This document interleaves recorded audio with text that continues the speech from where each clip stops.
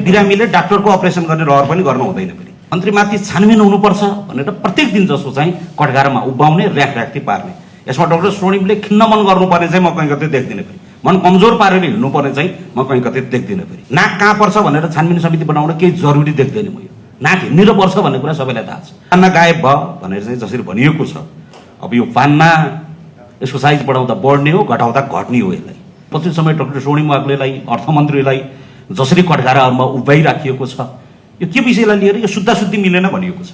पानीको शुद्धाशुद्धि, पानीको नि ह्रस्व हुनुपर्ने दीर्घ भयो, यो शुद्धाशुद्धि मिलेन भनेको छ। पानीको अक्षरमा होइन, पानीको क्वालिटीमा शुद्धाशुद्धि भयो कि भएन त? त्यहाँभित्र पानी पर्न लाग्यो भनेर यसो आकाशतिर हेरेर आकाश गढेको देख्दा पानी पर्न लागेको देखेपछि बाहिर सुकाएको कपडा मान्छे भित्र ल्याएर राख्छ भने त्यसलाई के भन्ने? त्यो त सावधानी होला नि त।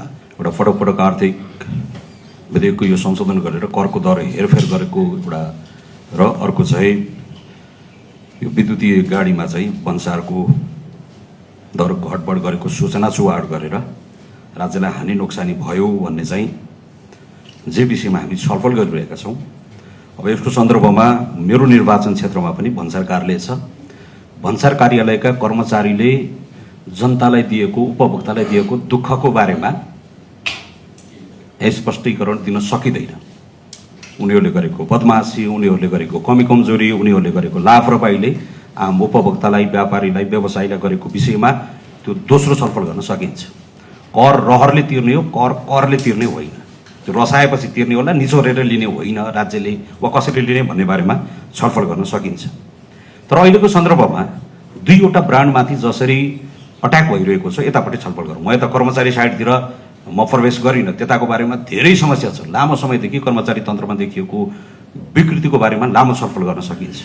तर एउटा ड्राइभर सिटमा बसेको ड्राइभरको बारेमा जसरी छलफल भइरहेको छ, लास्ट सिटमा बसेको प्यासेन्जरले गरेको चोरी डकैती बदमासीको बारेमा ड्राइभरमाथि र त्यो गाडीमाथि जसरी अट्याक भइरहेको छ, यो बारेमा चाहिँ केही कुराहरू चाहिँ बताउनु पर्छ। दुईवटा ब्रान्ड, एउटा यो BYD ब्रान्डमाथि, अर्को डाक्टर स्वर्णिम वाग्ले ब्रान्डमाथि चाहिँ अहिले यसो चाहिँ अट्याक भएको चाहिँ यसो सुन्छौँ हामी। कहीँ कतै यसो मिलेन, त्यसो मिलेन, यसो भयो त्यसो भयो भनेको चाहिँ हामीले यो विषयमा चाहिँ सुनेका छौँ। त्यो सबैभन्दा पहिला चाहिँ साथीहरूले गरेको यो बजेट आउँदै गर्दा गरेको साथीहरूले गरेको टिप्पणीको पहिलो टिप्पणी चाहिँ कस्तो थियो भने, पेज नम्बर त जस्ताको तस्तै छ नि, उस्तै आयो, अलिअलि कर्मकाण्डी मात्रै आयो, पेज नम्बर हेरेर जस्ताको तस्तै छ भनेर पहिलो छलफल गरियो। पेज नम्बर 1 लेख्ने ठाउँमा 1 हुन्छ, 2 लेख्ने ठाउँमा 2 नै हुन्छ। पहिलाको सरकारले पनि 1-2 लेख्यो होला, अहिलेको पनि 1-2 लेख्यो होला। पेज नम्बर हेरेर यो जस्ताको तस्तै छ भन्ने चाहिँ छोड्नु पर्यो। अहिले अर्को फेरि यो पान्ना गायब भयो भनेर चाहिँ जसरी भनिएको छ, अब यो पान्ना यसको साइज बढाउँदा बढ्ने हो, घटाउँदा घट्ने हो। यसलाई अब यताको नेपाली रुपियाँ अमेरिका लग्यो भने त्यसको भोल्युम घट्छ। त्यसको चाहिँ यताबाट मैले 1 मुठा बोकेर गएको थिएँ पैसा, अमेरिका लैजाँदाखेरि चाहिँ मेरो थोरै भयो भन्न थालियो भने यो कतिको मिल्छ भन्ने चाहिँ मलाई लाग्दैन। अहिले अब जसरी फेरि छानबिन समिति बनाऊ भने मैले पछि समय डाक्टर स्वर्णिम वाग्लेलाई, अर्थमन्त्रीलाई जसरी कठघाराहरूमा उभ्याइराखिएको छ, यो के विषयलाई लिएर यो शुद्धाशुद्धि मिलेन भनिएको छ। उहाँले बगैँचा चाहिँ संसद सचिवालयलाई यी शुद्धाशुद्धिहरू मिलाइएको छ भनेर संसद सचिवालयलाई जानकारी गराउनु भएको छ, निवेदन लेख्नु भएको छ। यो पानीको शुद्धाशुद्धि, पानीको नि ह्रस्व हुनुपर्ने दीर्घ भयो, यो शुद्धाशुद्धि मिलेन भनेको छ। पानीको अक्षरमा होइन, पानीको क्वालिटीमा शुद्धाशुद्धि भयो कि भएन त? त्यहाँभित्र पानी शुद्ध छ कि छैन, पानीको लेखाइ शुद्ध भयो कि भएन भन्ने कुरा चाहिँ एउटा पाटो हो। तर पानी शुद्ध छ कि छैन भन्दा पानी शुद्ध छ। पानीको लेखाइमा कतै कमी कमजोरी भएको छ भने त्यो मन्त्रालयले, मन्त्रीले सम्मानित सदनलाई जानकारी गराइसकेको छ। अब मन्त्रीमाथि छानबिन हुनुपर्छ भनेर प्रत्येक दिन जसो चाहिँ कठघारामा उभ्याउने र्याखी पार्ने, यसमा डाक्टर स्वर्णिमले खिन्न मन गर्नुपर्ने चाहिँ म कहीँ कतै देख्दिनँ। फेरि मन कमजोर पारेर हिँड्नुपर्ने चाहिँ म कहीँ कतै देख्दिनँ। फेरि नाक कहाँ पर्छ भनेर छानबिन समिति बनाउन केही जरुरी देख्दैन म। यो नाक हिँडेर पर्छ भन्ने कुरा सबैलाई थाहा छ।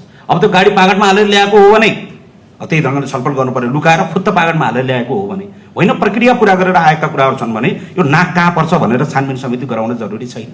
कतिले यसलाई चाहिँ भित्रै छिटेर गर्नुपर्छ भने रुगा खोकीको अपरेसन गर्ने रहर गर्नु हुँदैन। रुगाको अपरेसन भएको लगभग कतै देखिँदैन।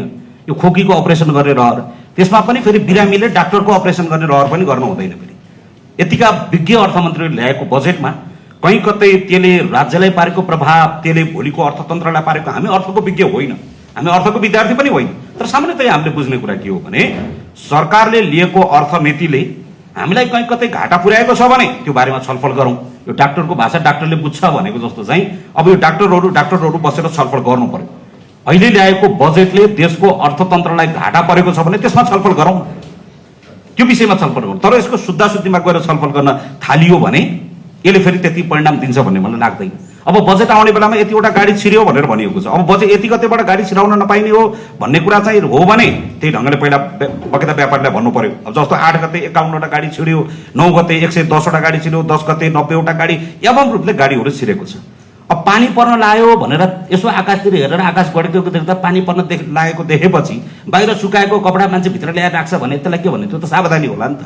व्यापारीले अब बजेट आउँदैछ भनेर त्यो कि रोक्नु पर्यो, यतिकति बजेट आउँदैछ यतिकतिबाट यता पाइँदैन है भन्न पर्यो। नत्र भने पानी पर्न लाग्दा कपडा उठाउने कुरा, बाहिर सुकाएको बिस्कुट उठाउने कुरा त स्वाभाविकै मान्न सकिएला यसलाई। त्यसले गर्दा डाक्टर स्वर्णिमलाई मेरो अनुरोध छ र आग्रह पनि छ, कहीँ कतै नियतवश रूपमा गरिएको बदमासी छ भने यसमा छलफल गरौँ। तर यो बजेटको कार्यान्वयनको बेला छ, असारको 15 जस्तो चटारोको बेला छ।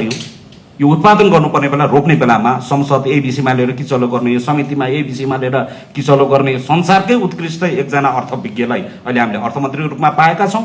अब अर्थ नपर्थको हामीले फेरि ल्याएर र्याखी पार्न सक्यौँ भने यसले देशलाई हित गर्छ भन्ने चाहिँ मलाई लाग्दैन। त्यसैले दुईवटा कुरा स्पष्ट छ, मन्त्रीको सन्दर्भमा बकेता कुरा बाहिर स्पष्ट छ। कर्मचारी साथीहरूले कहीँ कतै बदमासी र त्रुटि गर्नुभएको छ भने छानबिन गरौँ, केही कुरा बाहिर आएको पनि छ। तर गर्भभित्र हुर्किरहेको विषयलाई अहिले नै हातमा देखाउनुपर्छ भन्न थालियो भने यसले पनि हित गर्छ जस्तो मलाई चाहिँ लाग्दैन। धन्यवाद।